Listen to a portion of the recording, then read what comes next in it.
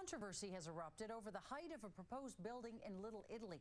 As Simon Gardner reports, the architect sees it as a bold step forward, but critics say it's just too high. If the developers get their way, this parking lot at the intersection of Preston Street and Carling Avenue would be the new home for a 35-story condo tower, the tallest residential building in Ottawa. These concept drawings show what the tower would look like. The first 2 floors are for an Italian-themed cultural centre and museum. The 5 floors above that are for parking.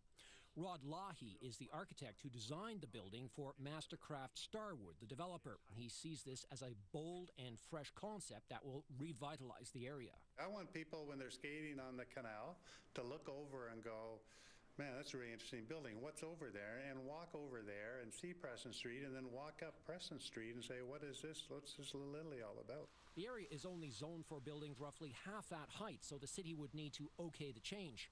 Councillor Diane Holmes isn't convinced. So A, it's too high to start with.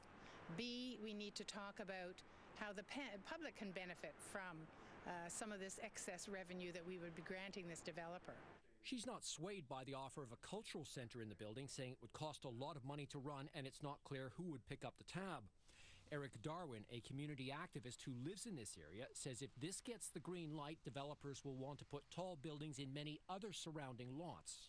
And if all these people start putting up condos, they're not going to ask for 8 or 10 stories when somebody else got 35. They're going to be asking for 35 as well, maybe even higher. Lahi isn't surprised by the opposition, but says residents should embrace change in the same way residents of other cities have done. Vancouver, for example, with the height there, you know, the buildings in Vancouver are so exciting. The developer has yet to file a zoning change request with the city. Assuming it gets the okay, the shovels could be in the ground by 2012. Simon Gardner, CBC News, Ottawa.